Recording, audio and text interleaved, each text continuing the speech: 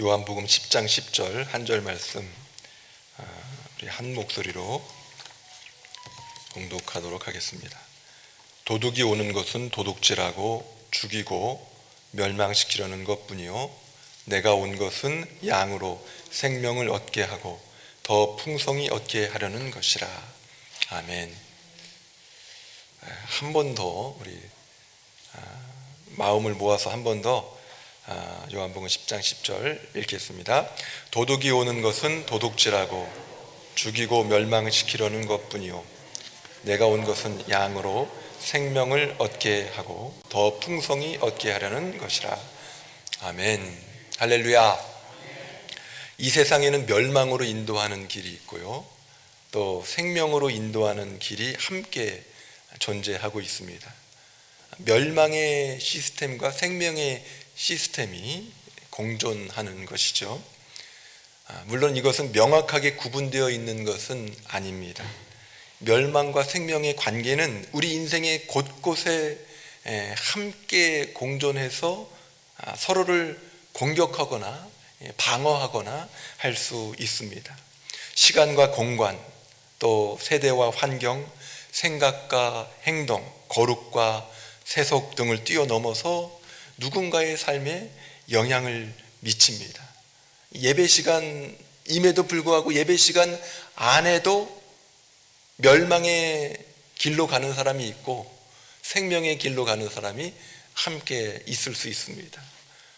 온갖 이 잡념이 머릿속에 가득해서 예배 끝나고 나서 빨리 계산해가지고 누구에게 전화해가지고 그 다음에 TV 채널을 몇 번을 보고 다 이렇게 머릿속에 그냥 다음 시간까지 굳이 걱정하시면서 잡념 가운데 사로잡혀 있을 수도 있습니다. 여기 계신 분들은 그런 분이 안 계신 것 같아요.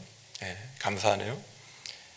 그리고 예배에 이렇게 여러분들처럼 은혜 받고 집중해서 정말 하나님이 주시는 그 꿀송이와도 같은 그 단 말씀을 사모하는 마음으로 예배에 집중하는 사람이 있을 수 있다라는 거죠.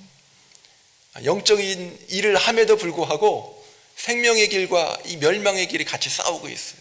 기도할 때도 마찬가지입니다.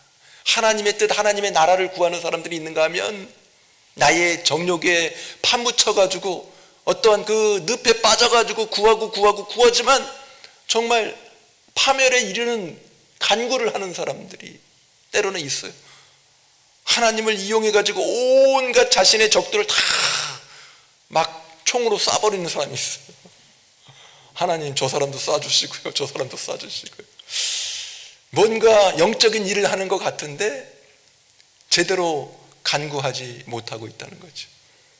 하나님의 뜻을 깨닫고 그 뜻을 깨달으려고 몸부림치고 그 뜻을 구하면서 그 영적인 현장에 내가 어떻게 하나님의 나라를 위해서 헌신해야 할까를 간구하는 사람들이 또 함께 있습니다.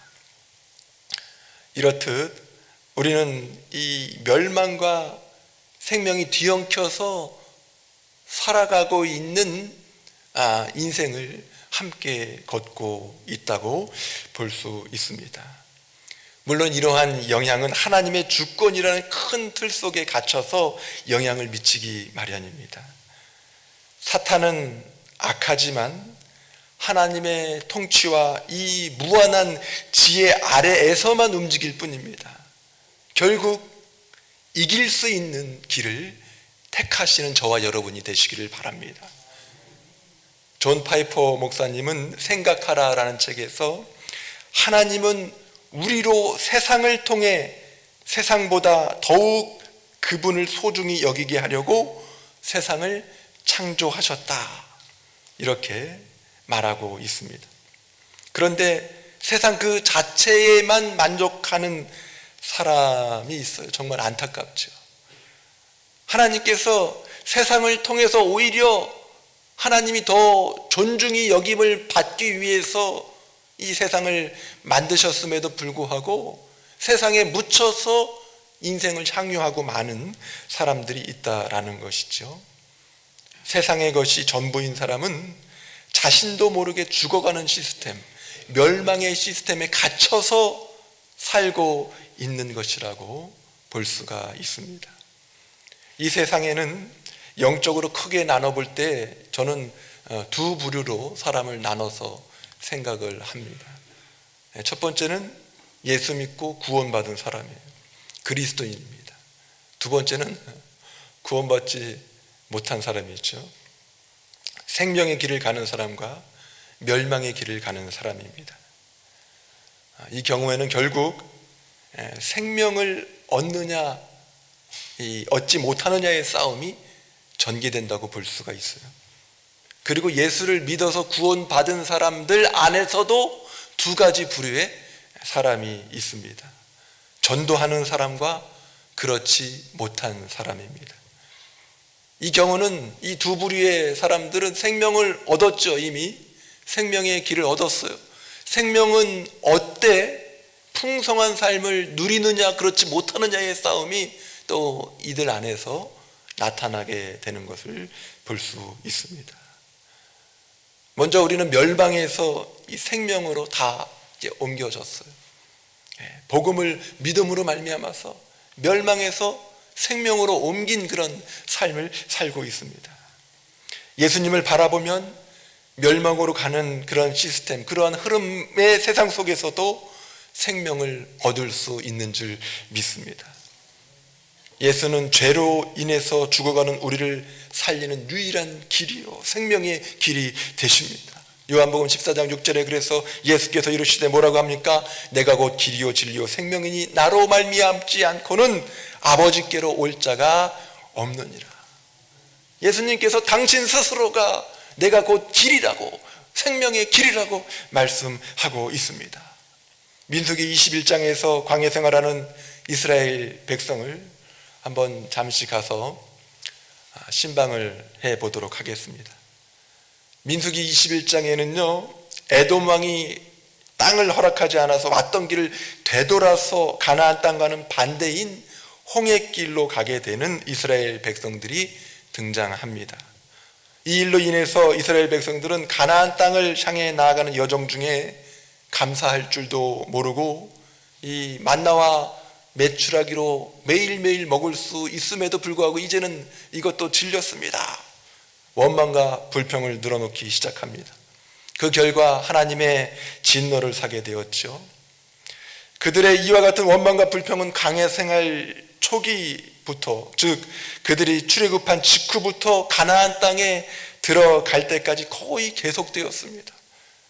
우리가 구약 성경을 이스라엘의 그 광야 생활을 쭉 읽어보지만 계속해서 하나님이 구원해 주시고 먹을 걸 주시고 재워주시고 살려주시고 인도해 주심에도 불구하고 그때마다 잠깐 지나고 나서 또 불평하고 또 원망하고 하는 이스라엘 백성의 모습을 볼 수가 있죠. 하나님께서는 광야에서 불평하는 이스라엘 백성에게 불뱀을 보내서 많은 사람이 죽게 되는 장면이 나옵니다. 모세가 이스라엘 백성들을 대신해서 회개 기도를 올리죠. 그랬더니 하나님께서는 모세에게 놋뱀을 장대에다가 매달라고 말씀하십니다. 이 놋뱀을 본 자는 살게 되었습니다. 민수기 21장 9절을 한번 보시기 바랍니다. 다 함께 읽겠습니다. 모세가 놋뱀을 만들어 장대 위에 다니 뱀에게 물린 자가 놋뱀을 쳐다본즉 모두 살더라. 아멘. 쳐다본즉 모두 살더라 말씀하고 있죠. 하나님께서는 죄의 상징인 뱀을 보게 함으로 그들의 허물을 다시 한번 깨닫게 하시고 하나님의 말씀에 대한 순종을 훈련시키셨습니다. 쳐다본즉 모두 살더라. 놋뱀을 쳐다보는 것은 아주 쉬운 일이었죠. 어렵지 않습니다. 그럼에도 불구하고 자신의 상처만을 바라보고 자신의 능력을 갖고 상처에서 벗어나려고 하는 자들은 치료가 이루어지지 않았습니다. 쳐다본 자는 부상의 정도와 상관없이 크게 아프든 적게 아프든 관계없이 모두 살았다고 말씀합니다. 뱀에 물린 이스라엘 백성들이 한 일이 무엇이었습니까? 그저 쳐다봤을 뿐입니다. 그러면 누가 그들을 고쳤습니까? 하나님께서 고치셨습니다. 그들은 그저 쳐다보았을 뿐입니다. 고치시는 건 누구세요? 하나님이세요. 하나님이 다 하시는 겁니다. 많은 사람이 상처가 있고 문제가 있는데 쳐다보면 되는데, 예수님을 바라보면 되는데, 예수님을 믿으면 되는데 예수님을 바라보지 않습니다.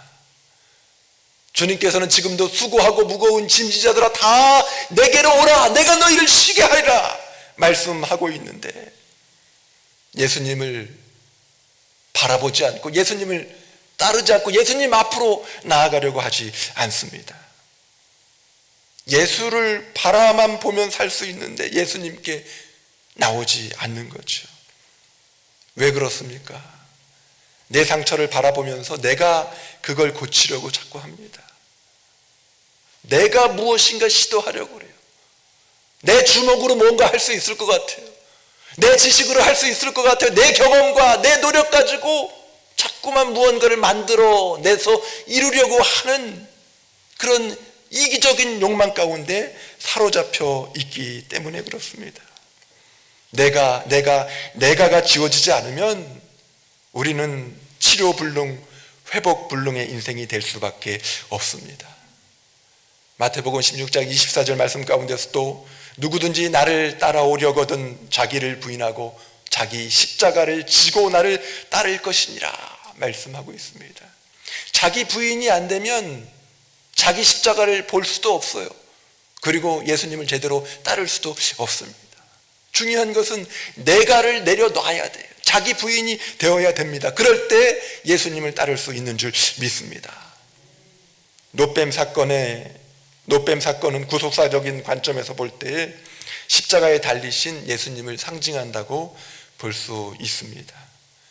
죄의 결과물인 십자가를 바라볼 때 여러분은 무엇을 느끼십니까?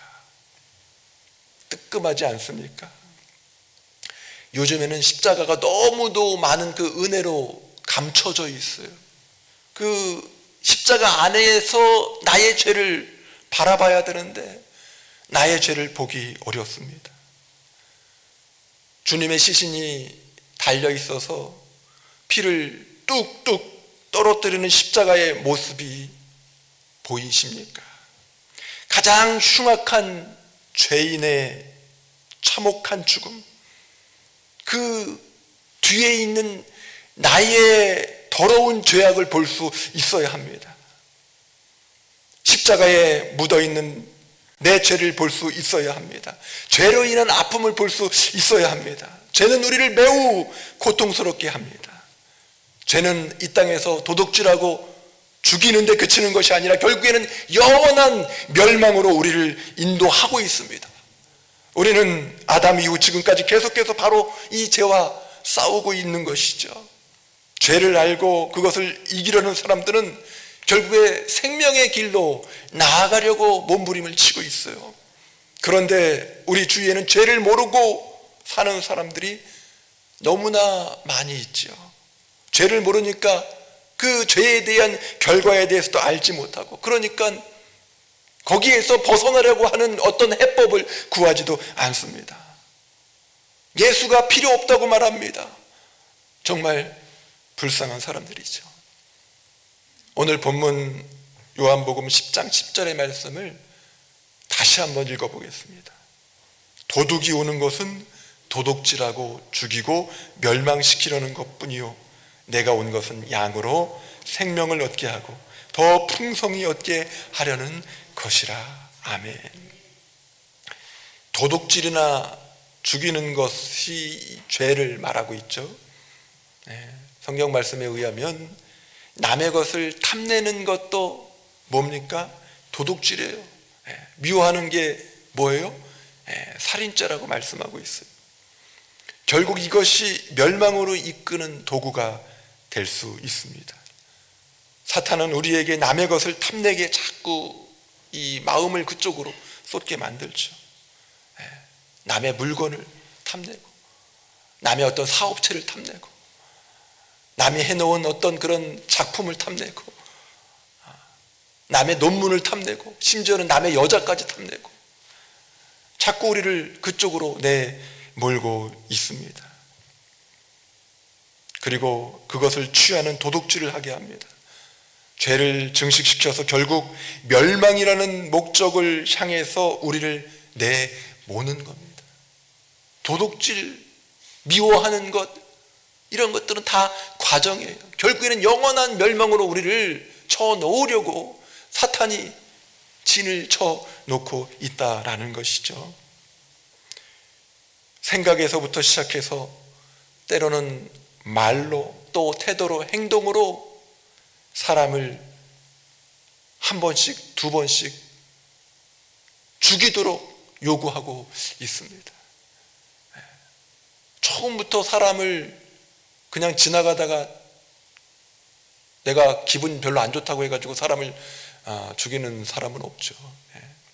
마음에 안 좋은 생각을 품기 시작하는 그런 과정 가운데에서 그것이 입술로 부정적인 언어로 나오게 되고요, 그것이 폭력적인 행위로 나오게 되고, 그것이 결국에는 사람을 죽이는 단계까지 이르게 된다는 것이죠. 그래서 예수님은 이 마음에 미워하는 그 마음이 죽이는 거다, 살인하는 거다 말씀하고 있어요. 내가 미운 마음이 들면 내가 지금 살인하고 있구나, 빨리 그걸 내려놔야지. 내가 멸망의 길로 가려고 하고 있구나, 다시 유턴해서 생명의 길로 가야 하겠구나, 깨달아야 됩니다. 어린아이들을 보면 참 놀라운 것은, 가르쳐주는 것은 그렇게 잘 안 하는 것 같은데 가르쳐주지 않는 욕이나 비방이나 이런 것들은 어디서 배웠는지, 유치원이나 이런 데 그런 욕 가르쳐주는 특별 유치원이 있는가요? 어떻게 그렇게 아는지, 그것도 막 폭넓게 여러 나라 언어로 또 욕을 하기도 하고, 너무 잘합니다. 거짓말이나 도둑질 등 멸망으로 이끄는 시스템은 전염 속도가 빠르다는 거죠. 요즘에는 인터넷을 동원해서 온갖 죄악을 빠르게 실어 나르고 있습니다. 나도 모르는 사이에 조금씩 침범을 당하고 있어요. 사탄의 전략입니다. 그런데 생명을 일으키는 속도는 많이 느리죠. 악플을 다는 사람들이, 악플을 이제 인터넷에 많이 다는 사람들이 있어요. 내 생각이 부정적이니까 계속해서 부정적인 단어, 언어, 표현들을 써서 이것도 잘못됐다, 저것도 잘못됐다, 막 계속 욕을 퍼다 날르는 사람이 있어요. 그러니까 그리스도인들을 비롯해서 정말 선한 생각을 가지고 있는 사람들이 모여서 이제는 우리 선풀 달기 운동을 합시다. 좋은 말을 합시다. 악하고 좀 부정적인 말은 사용하지 말고 선풀 달기 운동을 합시다. 악풀 달기와 선풀 달기 운동이, 이게 어느 것이 더 빠릅니까? 선풀은 운동을 해도 조회수에 있어서 악풀을 이기기가 참 쉽지 않더라고요. 아예 그 홈페이지나 그런 채팅방 안에 정말 선한 크리스찬들만 모여 있으면 모를까, 온 세상 사람들이 같이 섞여 있으면 선풀 운동을 해도 악플에 잘 이겨나가기가 쉽지 않은 것이 현실이라면, 이 멸망의 시스템을 가지고서 사탄이 얼마나 우리를 힘들게 하고 있는가를 분명히 알아야 된다는 거죠. 멸망의 시스템에 갇혀서도 이 시스템을 가장 적극적으로 방어하는 것이 살리는 시스템, 생명의 길을 전파하는 것인 줄 믿습니다. 로마서 1장 16절 말씀에 보면, 내가 복음을 부끄러워하지 아니하노니 이 복음은 모든 믿는 자에게 구원을 주시는 하나님의 능력이 됨이라 말씀하고 있습니다. 다른 게 아닙니다. 믿는 자에게 구원을 주신다고 말씀하고 있어요. 생명을 얻은 자는 이제 풍성한 삶으로 나아가야 돼요. 생명에서 풍성한 삶으로 나아가기 위해서는 복음을 전해야 될 줄 믿습니다. 사탄은 멸망을 갖다 주지만 예수님은 생명을 주십니다. 그리고 신앙생활을 하면 할수록 그 생명을 더 풍성히 얻게 합니다. 여기서 더 풍성히 얻게 한다는 것의 의미는 예수님을 누리는 거예요. 예수님 안에 들어가서 사는 겁니다. 조건이 있어서 누리는 것이 아니라 그것이 좋아서 누리는 것입니다. 저희 아이들은 초등학교 때는 야구를 좋아하더니 중학교 1, 2학년쯤 되니까 또 축구를 하더라고요. 중학교 3학년쯤 되니까 또 농구를 좋아합니다. 지금도 고등학생 두 아들이라서 농구하는 걸 굉장히 좋아해요. 농구를 하라고 하지 않아도 농구는 알아서 어느 순간에 가 보면 농구장에 가 있더라고요.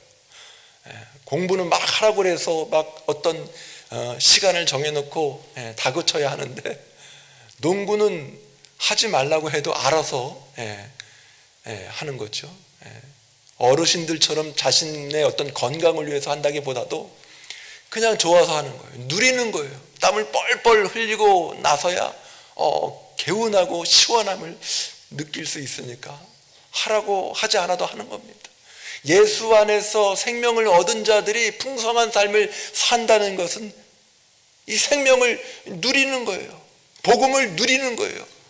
그 복음을 누리는 것 중에서 가장 중요한 요소 중에 하나는, 이 생명이 나 혼자만 가지고 있는 생명이 되면은 나 혼자 구원받고 끝나는 인생이 되는데, 나로 말미암아서 또 다른 사람에게 이 생명이 전해지기 시작하면 더 풍성한 삶으로 바뀌게 되는 줄 믿습니다. 누려야 돼요.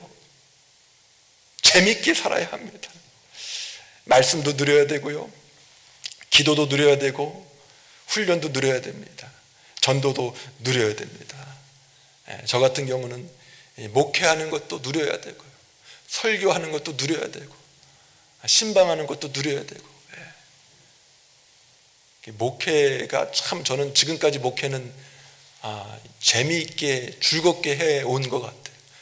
목회하는 것처럼 보람있고 재미있고 풍성하고 은혜롭고 말씀을 전하는 이런 어떤 사명처럼 귀하고 복된 게 없는 것 같아요.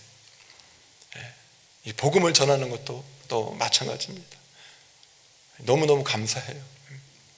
이 풍성이라는 원어를 보면요, 필요한 것 이상의 충분한 만족을 의미하고 있습니다. 내가 얻고자 하는 것, 그것 이상의 만족을 예수님이 주신 그 생명의 시스템 안에서 누릴 수 있어야 합니다. 살리는 시스템을 누려야 합니다. 생명을 얻되 풍성히 얻는 기쁨을 누려야 합니다. 이 복음을 전하면요, 죽어가는 사람이 살아납니다. 부정적인 생각을 가지고 있던 사람이 긍정적인 생각을 갖습니다. 전혀 소통이 안 되던 사람이 소통이 되기 시작합니다. 죽지 않고 반드시 삽니다. 지독하게 예수 믿기 어렵게 생긴 사람도 살게 되어 있습니다. 그래서 예수님을 보여줘야 합니다. 높대을 쳐다보니까 다 살았잖아요. 쳐다본즉 모두 살더라. 생명의 길은 그래서 전하는 것이 중요합니다. 풍성한 삶을 누리기 위해서는 복음을 전해야 합니다. 로마서 10장에 13절 14절에 보면 잘 기록이 되어 있죠. 한번 같이 읽어볼까요? 누구든지 주의 이름을 부르는 자는 구원을 받으리라. 그런즉 그들이 믿지 아니하는 이를 어찌 부르리요? 듣지도 못한 이를 어찌 믿으리요? 전파하는 자가 없이 어찌 들으리요? 아멘. 쳐다본즉 모두 살더라. 누구든지 주의 이름을 부르는 자는 구원을 받으리라. 같은 내용 아닙니까? 그런데 로마서 10장 14절에는 믿음이 없으면 주의 이름을 부르지 못하고 구원받지 못한다고 합니다. 그리고 듣지 않으면 믿을 수가 없다고 합니다. 결국 전하는 자가 있어야 듣기도 하고 믿기도 한다는 말씀입니다.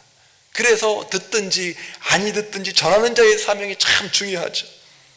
전파하는 데까지, 복음을 전하는 데까지가 먼저 믿은 저와 여러분의 사명이 되는 줄 믿습니다. 복음으로 내가 얻고 누리는 것이 많으니까 전하고도 자랑하지 않는다는 사도 바울의 고백을 들어보시기 바랍니다. 고린도전서 9장 16절 말씀입니다. 내가 복음을 전할지라도 자랑할 것이 없음은 내가 부득불할 일임이라. 만일 복음을 전하지 아니하면 내게 화가 있을 것이로라. 내가 마땅히 해야 될 것이 복음을 전하는 것이다. 생명을 얻고 보니까 너무나 기뻐서 내가 복음을 전하지 않는다면은 이거는 내가 생명을 얻는 것도 아니고 오히려 나한테 화가 임해야 된다. 이런 나쁜 사람이 없는 거예요. 내가 생명을 얻고 내가 풍성한 삶을 누릴 수 있는 기회가 주어졌음에도 불구하고 그것을 박차고 나간다면은 예수님의 십자가를 제대로 볼 수 없죠. 경험할 수 없죠. 그러니까 내가 믿은 그 생명이 고귀하다면, 그래서 그 길로 나아가고 있다면 그것을 더 풍성히 누리려면 복음을 전해야 합니다. 복음을 전하지 않으면 바울 같은 경우는 오히려 화가 임한다고 하죠. 주님께서 내린 명령이기 때문에 그대로 순종할 수밖에 없다는 고백을 하고 있습니다. 이 고백을 하고 나서 보니까 다 전도 대상들이 보이기 시작하는 거죠. 여러분의 환경은 전도의 도구입니까? 전도의 방해물입니까? 제가 전에 어떤 교회에서 사역할 때는 휠체어를 타신 장로님이 계셨는데, 그 장로님은 휠체어를 타고 병원에 가서 복음을 전하세요. 이렇게 주보도 나눠주고 전도지도 나눠주고 복음을 같이 나눕니다. 휠체어를 타고 있으면 전도하기가 불편할 수 있잖아요. 그렇죠? 그런데 전도가 되는 거예요. 환자들이 보니까 휠체어를 타고 뭐 하는 거지? 동병상련이에요. 저런 사람이 저렇게 밝을 수가 있을까?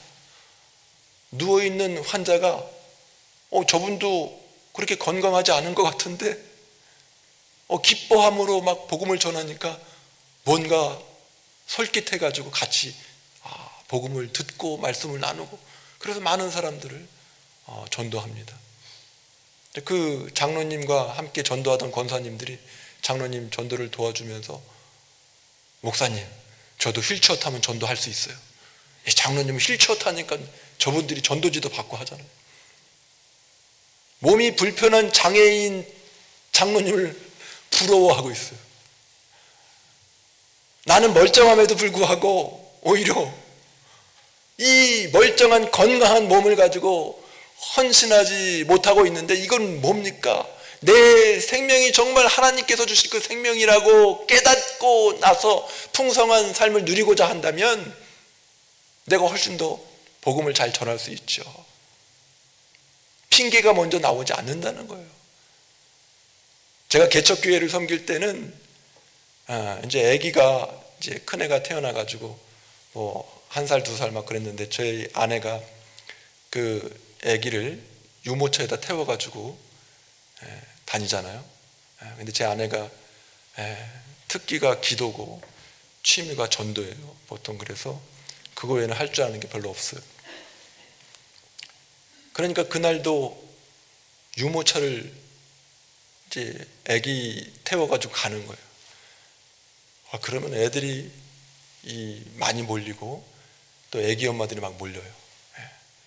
그리고 가가호 방문할 때도 유모차를 가지고 아기를 데리고, 아기를 또 이렇게 막 이렇게 포대기 같은 거, 뭐 포대기라고 안 하는데 요즘 같이 또 업고 가면은 많은 사람들이 막 환영해주고, 아기가 또 예뻤거든요. 그때 눈이 동그랗고 하여튼 아기가 이쁘다고 하면서 서로 막 격려하면서 대화가 되고 또 복음이 전해지고, 그래서 함께 또 예배할 수 있는 환경들이 만들어지고 그랬어요.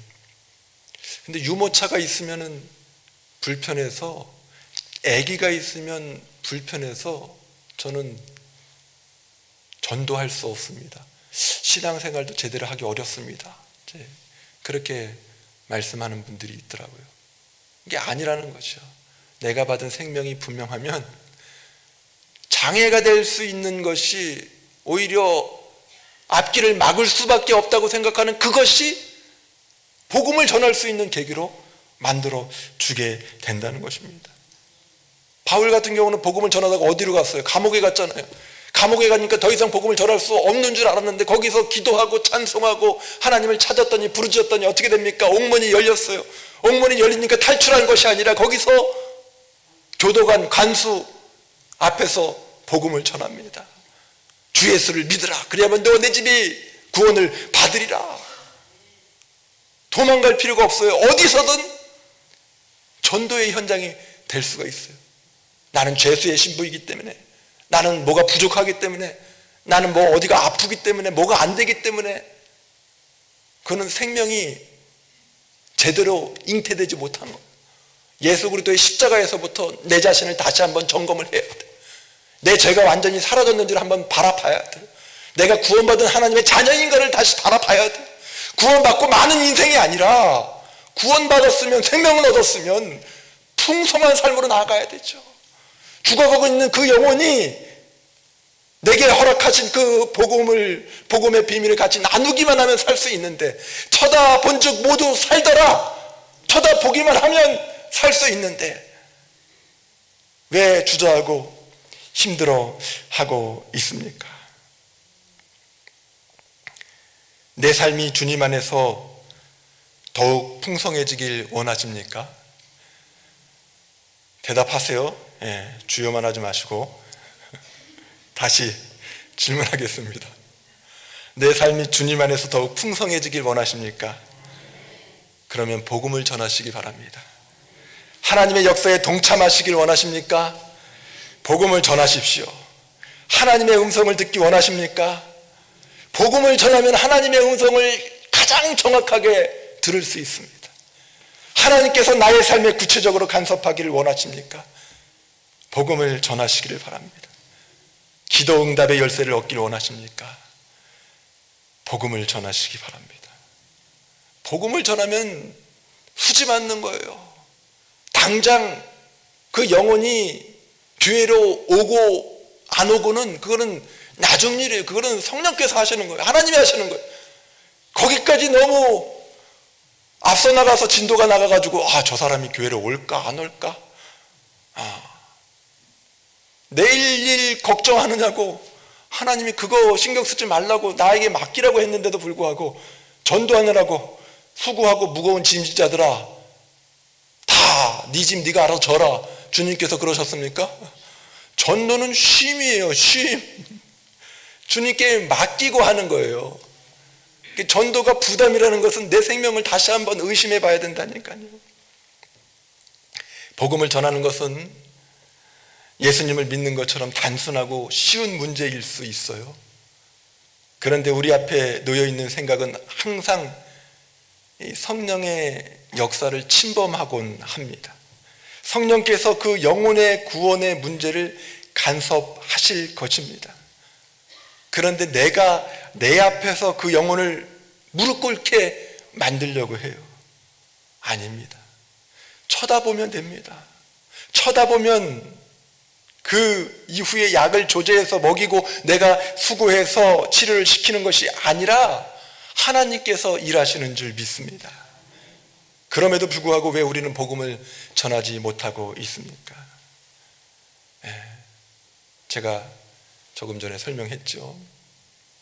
쳐다보면 사는데 쳐다본 이후의 일까지도 다 상상을 해가지고 부정적으로 생각을 해서 안 되는 일로 치부해 버리기 때문에 그렇습니다. 아닙니다. 그냥 복음은, 전도는 알리는 거예요. 전도는 전할 전자잖아요. 도를 전하는 겁니다. 그 도는 뭡니까? 그리스도입니다. 그리스도를 전하는 거예요. 안 믿으면 영원한 멸망으로 가니까 누가 손해예요? 그 영혼이 손해예요. 또 믿으면 그 영혼이 정말 수지 맞는 거예요. 그런데 전하지 않으면 내가 이기적으로 구원받고 많은 인생이 된다는 거예요. 그런데 전하면 나에게 풍성한 삶이 찾아오기 시작한다는 거예요. 기도의 제목이 바뀌어요. 삶이 바뀌어요. 기쁨이 넘쳐요. 우리가 가정에서 아기가 한 명 태어나도 막 기쁨이 넘치고 막 그런데 이 땅에서 영원한 멸망의 길로 가고 있던 그 자가 유턴을 해서 하나님께로 돌아오는데 내가 거기서 일조를 했어요. 예수님의 십자가가 나에게 영향을 미쳐서 구원을 받았는데 그 십자가가, 그 빚진 그 십자가의 은혜가 또 다른 영혼에게 나로 말미암아서 미치기 시작하면 그것처럼 기쁨이 없죠. 그것처럼 큰 능력이 없죠. 밥을 안 먹어도 배가 부르죠. 그것이 우리 창동 성결교회 가운데 날마다 넘쳐야 될 줄 믿습니다. 하나님께서 다 일해 주신다니까요. 우린 심부름하는 거예요, 전하는 거예요, 나누는 겁니다. 어찌 보면 우리는 예수님을 믿을 때 했던 고민을 되풀이하곤 합니다. 믿으면 되는데 믿음 갖고 안 되니까 이것저것 갖다 붙여서 자기가 구원을 이루려고 합니다. 근데 믿고 나서 보니까 아는 거죠. 그냥 받아들이면 되는구나. 그런데 이제 전도 현장에서 그 과거의 습관이 반복되는 겁니다. 그냥 전하면 되는데 많은 문제를 해결해 주려고 합니다. 쳐다보지 않더라도 알리는 것 자체가 먼저 믿은 저와 여러분의 사명인 줄 믿습니다. 요나도 원수인 니느웨에서 복음을 전하기 싫어서 어떻게 해서든지 도망을 가려고 했지만 하나님께서 물고기 밥이 되게 만들어서 결국에는 마음에도 없는 말을 니느웨에 가서 하지요. 3일 정도 걸리는 길을 하루 동안 대충 다니면서 외칩니다. 40일이 지나면 니느웨가 무너질 수 있습니다. 큰 소리를 했을까요? 니느웨가 멸망받기를 원하는 사람이 큰 소리로 하지도 않았을 것 같아요. 그냥 대충 안 하면 안 되니까 니느웨가 무너질 수도 있다고 했을 거예요. 그런데 그 말에 니느웨 백성들이 반응을 합니다. 니느웨 백성들이 회개하고 돌이키는 역사가 있었습니다. 요나는 요나가 해야 할 일을 했고요, 하나님께서 그 이후의 역할을 하신 것입니다. 복음 전도는 그렇게 이루어지는 거예요. 우리를 활용해서 우리가 주의 사역을 도울 수 있는 것입니다. 어떤 전도 대회를 해서 어떤 그 전도 잔치를 벌려서 하는 것이 아니라 매일의 삶이 직장에서, 학교에서, 거리에서 만나는 사람과 관계에서 복음을 전하는 거예요. 멸망의 시스템, 멸망의 길로 가고 있는 그 영혼에게 생명의 시스템, 생명의 길로 안내하는 거예요. 그러면 하나님께서 택한 영혼은 반드시 주님께로 돌아오게 되어 있습니다. 제가 한 10여 년 전에 인천에 있는 한 교회에서 섬겼을 때 집사님 중에 참 아직까지 기억이 나는 집사님 한 분이 계세요. 배효덕 집사님이라고 계십니다. 그분이 이제 폐암에 걸려서 이제 병원에서도 조금 좀 손쓰기도 어렵고 이제 그런 상황 가운데 있었습니다. 그런데 이제 요양병원에 입원을 해서 계시다고 들어서 신방을 갔어요. 갔더니 주일에 예배를 드릴 수가 없는데 주일에 한 번 더 와줄 수 없냐고 하는 거예요.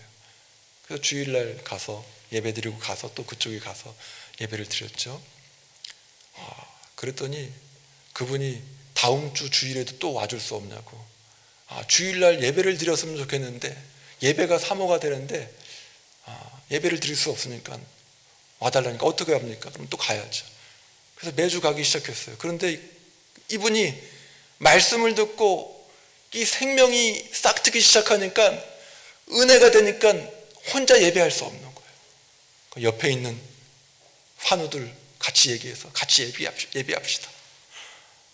그 다음 주 가니까 3명이 있고, 그 다음 주 가니까 6명이 있고, 또 8명이 있고, 그 다음 주에 가니까 병실은 좁아서 다른 실을 병원에 또 요청을 해가지고 있는 거예요. 한 20명이 또 있더라고요. 말기 암 환자가 다른 사람들, 자신도 몸을 잘 못 가누는데 다른 사람들 휠체어를 밀면서 이리저리 막 뛰어다니는 거예요. 병원에서 아예 장소를 내주고 시간을 내줬습니다. 그 교회에서 이제는 여선교회 남성교회 돌아가면서 빵을 잔뜩 사가지고 가서 순서지도 만들고 찬양팀도 가서 또 하나의 주일 예배가 만들어졌어요. 그래서 70명, 80명, 거의 100명 가까이 되는 인원이 예배 드릴 수 있는 환경을 만들었어요. 그리고 그분은 하나님의 부름을 받고 천국에 가셨습니다. 어떤 면에서는 병원에 1년도 채 못 있었지만 그분의 인생 가운데서 황금기가 그 기간이 아니었는가 저는 생각을 해봐요. 그 전까지는 하나님을 부정하고 또 신앙생활을 좀 게을리했던 분이었는데 이제 하나님만 바라보고 하나님께 의지해서 신앙생활을 했을 뿐만 아니라 내 안에 생명이 싹 트니까 이제 이게 너무 아까운 거, 예배가 아까워요. 나 혼자 들을 수 없어요. 나 혼자 예배할 수 없어요. 그러니까 그 속에서부터 나오는 그 열정을 가지고 복음을 나누기 시작하니까 한 사람, 두 사람 마음이 동해서 주님께로 나오고 또 나오고 같이 기도하고 그 안에서 또 뭐 안수기도 하고 또 어떤 치료의 역사가 나타나고 하나님의 일하심을 서로 경험할 수 있는 기회가 되었습니다. 제가 그 교회를 나와서까지 지금은 잘 모르겠는데 한동안 그 병원 예배가 주일 예배로 인정이 돼서 계속해서 예배가 드려졌던 걸 볼 수 있어요. 한 사람이 제대로 회개하고 하나님께로 돌아와서 생명의 길을 걷기 시작하니까 거기에만 머물러 있는 것이 아니라 이것이 풍성한 삶이 되어서 또 다른 사람들에게 계속해서 나누어지는 것이 아주 일반적이고 정상적인 신앙의 패턴인 줄 믿습니다. 우리 창동성결교회에 많은 생명을 가지고 있는 하나님의 사람들이 모여 있다면 이제는 멸망의 시스템과 생명의 시스템이 공존해서 섞여서 무엇이 옳은가 혼돈되는 그런 어떤 시대 가운데서 하나님의 말씀을 듣고 내가 생명을 얻고 있다면 이제는 풍성한 삶으로 나아가야 될 줄 믿습니다. 코로나 때문에 힘들다고요? 전도할 수 없다고요? 아닙니다. 코로나 때문에 전도할 수 있습니다. 온라인을 통해서 여러 가지 방법을 통해서 이제는 내 안에 있는 생명이 불타오르고 있느냐 없느냐 이 문제지 다른 환경이 문제가 될 수가 없어요. 하나님께 나아가다 보면 그 길을 보여주세요. 하나님께서 창동성결교회를 우리 교회를 사랑하신다면 하나님께서 새로운 길을 한국교회가 같이 갈 수 있는 새로운 길을 보여주실 줄 믿습니다. 중요한 것은 복음 전파의 과정 가운데 성령의 역사가 함께한다는 사실입니다. 받아들이고 믿을 때 함께 하셨던 그 성령님께서 전할 때에도 함께 하십니다. 성령의 역사를 맛보기를 원하십니까? 그럼 복음을 전해야 돼요. 전해보면 알아요. 내가 도저히 복음을 통해서 저 영혼을 하나님께로 인도할 수 없을 것 같은 그 사람을 놓고 한번 기도해 보세요. 나는 할 수 없잖아요. 그런데 성령님께서는 하신다니까요. 그게 놀랍지 않습니까? 이걸 경험하셔야 돼요. 온 성도가 이걸 경험하셔야 돼요. 누가복음 4장 18절 19절 말씀을 보면 주의 성령이 내게 임하셨으니 이는 가난한 자에게 복음을 전하게 하시려고 내게 기름을 부으시고 나를 보내사 포로된 자에게 자유를 눈먼 자에게 다시 보게 함을 전파하며 눌린 자를 자유롭게 하고 같이 읽습니다. 주의 은혜의 해를 전파하게 하려 하심이라 하였더라. 아멘. 여러분은 지금 생명의 길에 있습니까? 멸망의 길에 있습니까? 생명을 얻되 더 풍성히 얻는 선택을 하시기 바랍니다. 하나님 나라의 역사에 남는 것이 과연 무엇일까요? 하나님 나라의 그림을 같이 그려 나아가는 저와 여러분이 되시기를 바랍니다. 예수님을 통해서 영원한 생명을 얻고 가장 풍성히 누리는 것은 또 다른 생명을 낳는 것입니다. 바울은 자신이 전도에서 세운 교회의 성도들을 멸류관이라고 하더라고요. 빌립보 4장 1절에 보면 그러므로 나의 사랑하고 사모하는 형제들 나의 기쁨이요 멸류관인 사랑하는 자들아, 나의 기쁨이요 멸류관인 사랑하는 자들아. 내가 전도에서 세워진 그 교회의 복음을 전해서 자라고 있는 그 영혼들 얼마나 큰 기쁨인지 몰라요. 저는 개척교회 때 섬겼던 그 지체들이 때로는 결혼식 주례를 해달라고 해서 막 불러요. 다른 교회에 또 섬기고 있는데 장례식이 났다고 해서 또 불러서 AS를 계속 하는 거죠. 한 번 섬겼던 그 영혼들. 근데 얼마나 이 큰 기쁨인지 몰라요. 내가 전도해서 세웠던 그 영혼이 자라나서 하나님을 몰랐던 그 영혼이 결혼할 때도 목사님을 찾는구나, 주의 종을 찾는구나. 너무 대견한 거예요. 하나님과 관계없던 삶을 살던 그 영혼이 하나님께로 나오려고 몸부림치고 처음부터 잘 안 되지만, 제대로 믿어보려고 하는데 잘 안 되지만, 때로는 막 술을 마시고 교회에 와서 예배드릴 수 있지만, 그런데 그 영혼이 한 단계 두 단계 주님께로 나오는 그 모습이 너무너무 멋진 거예요. 그러니까 바울이 나의 기쁨이요 멸륭하니 사랑하는 자들아 선포하고 있잖아요. 여러분의 소그룹에는, 여러분의 주변에는 여러분이 기쁨으로 여길 수 있는 멸류관이라고 할 수 있는 영혼들이 얼마나 있으십니까? 창동교회가 48년의 역사를 달려왔다면 그런 영혼들이 얼마나 많이 있습니까? 또 이 기회를 통해서 영향을 받은 교회들이 얼마나 많이 있습니까? 선교지가 얼마나 많이 있습니까? 그 비전을 가져야 돼요. 내가 이만큼 나이가 들었다면, 영적인 나이가 들었다면, 하나님을 만났다면, 내가 장로가 되었다면, 권사가 되었다면 어떤 직분을 자랑하는 것이 아니라 그만큼 성숙한 징표로서 열매를 같이 나눌 수 있어야 돼요. 그 열매를 위해서 기도하시기를 바랍니다.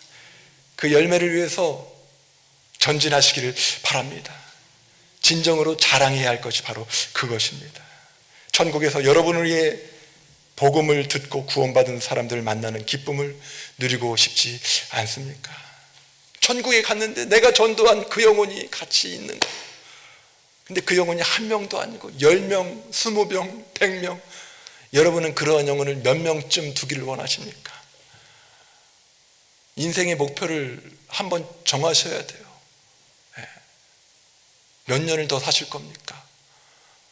몇 년을 살 거면 내가 몇 명은 천국에서 볼 수 있는 사람으로 만들어야 되겠다. 그런 선한 욕심을 품어야 돼요.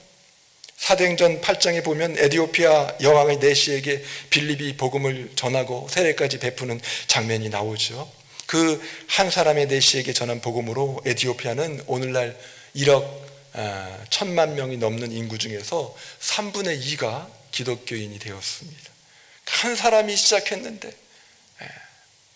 7천만이 넘는 그런 사람이 예수님을 믿게 되었어요. 사도행전 1장 8절에 오직 성령이 너에게 임하시면 너희가 권능을 받고 예루살렘과 온 유대와 사마리아와 땅끝까지 이르러 내 증인이 되리라 분명히 말씀하고 있습니다. 성령이 너희에게 임하시면 그랬는데 이미 성령이 임하셨기 때문에 복음은 계속해서 증거가 될 것입니다. 땅끝까지 하나님의 나라가 분명히 확장될 것입니다. 그런데 그 과정에 참여하는 사람이 있고 참여하지 못하는 사람이 함께 있을 수 있습니다. 생명을 얻었는데 풍성한 삶을 누리지 못하는 사람이 있을 수 있다는 거예요. 그 과정에 참여하지 못하는 불상사가 우리에게 있어서는 안 되겠죠. 창동 성결교회의 미래가 저와 여러분의 복음 전파를 통해서 더욱더 밝아지기를 주의 이름으로 축원합니다. 우리 주가 보이신 생명의 길 찬양하면서 기도의 시간으로 나아가겠습니다.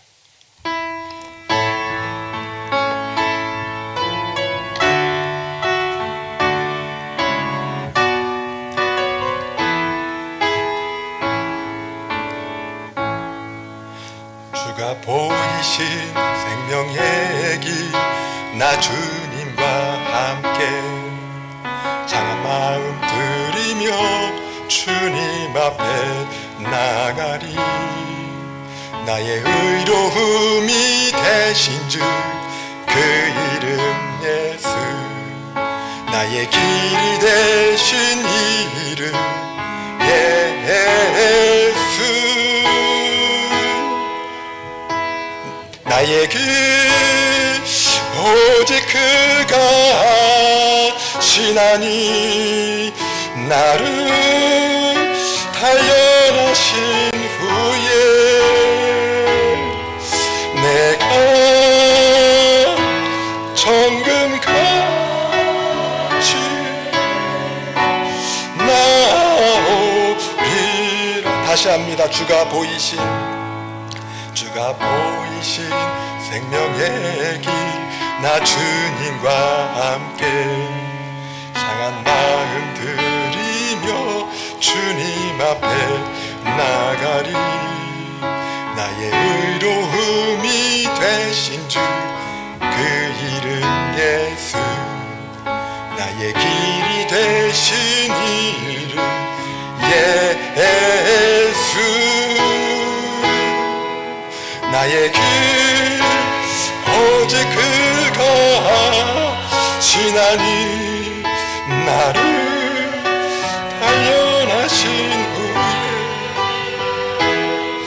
내가 정금같이 나오리라. 나의 길 오직 그가, 나의 길 오직 그가 신하니 나를 단련하신 후에 내가 정금같이 나오리라.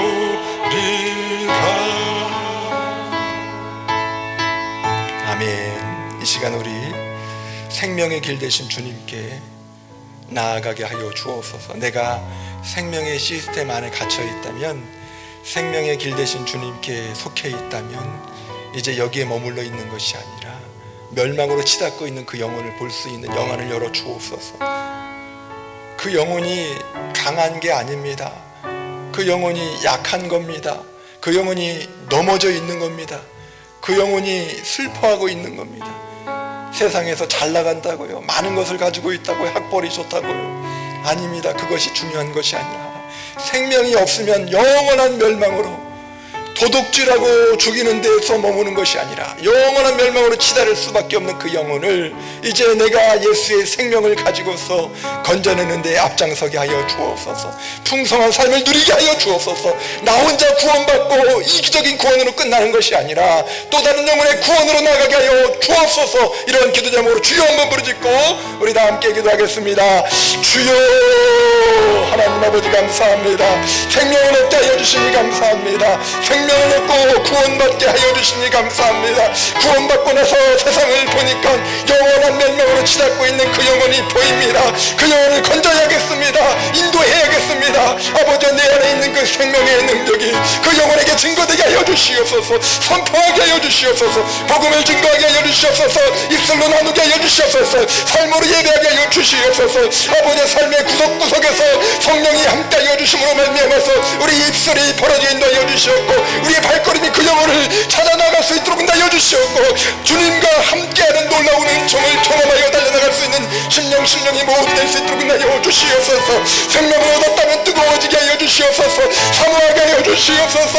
이 땅에 태어나서 정말 주님께서 가장 원하시는 영혼 구원에 대한 사명을 내가 감당하지 못한다면 아버지, 그리고 천국에 간다면 너무나 억울할 수밖에 없습니다. 생명을 얻었다면 쳐다본 적 모두가 산다고 말씀하여 주셨는데 아버지, 또 다른 영혼이 주님을 바라보게 인도하여 주시옵소서. 또 다른 영혼이 하나님께 속한 자가 될 수 있는데 조력할 수 있도록 주여 붙잡아 주시고 인도하여 주시옵소서. 건강이 허락될 때까지 또 우리의 모든 아버지 환경이 하나님께서 조달하여 주시는 그 환경 가운데서 오히려 감사하며 주님께로 나아갈 수 있는 심령이 모두 될 수 있도록 인도하여 주시옵소서. 앉아있지 않도록 인도하여 주시옵고 이제는 아버지 마음껏 주님을 선포하며 달려나갈 수 있는 심령들이 될 수 있도록 주여 붙잡아 주시고 인도하여 주시옵소서. 지금까지 아버지 갈급해왔던 아버지 그 영적인 갈망이 아버지 복음을 증거함으로 말미암아서 나타날 수 있도록 인도하여 주시옵소서. 기도 응답을 원합니다. 복음을 전하기를 원합니다. 하나님 성령 충만을 원합니다. 복음을 전하게 하여 주시옵소서.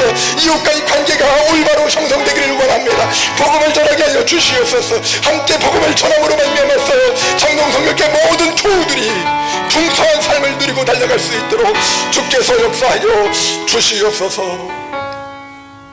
하나님 감사합니다. 주님이 이미 우리에게 생명의 길을 보여주셨습니다. 생명의 길을 선택해서 걷고 나서 보니까 옆에서 몇 명의 길을 선택한 자들이 보입니다. 영혼을 뜨고 있다면 그 영원한 멸망으로 치닫고 있는 그 영혼을 긍휼히 여기고 복음을 증거함으로 말미암아서 풍성한 삶을 누릴 수 있도록 인도하여 주시옵소서. 예수 안에 있는 그 생명을 같이 입술로 나누게 하여 주옵소서. 삶으로 나누게 하여 주시옵소서. 합력하여서 이러한 일에 도모할 때에 하나님의 나라가 왕성하게 성장하고 주님의 교회가 하나님의 영광을 올려드리는 대로 나아갈 수 있도록 주께서 역사하여 주시옵소서. 우리를 위하여서 생명을 다하시고 마침내 구원을 이루어 주신 예수 그리스도의 이름으로 간절히 기도하옵나이다. 아멘. 하늘의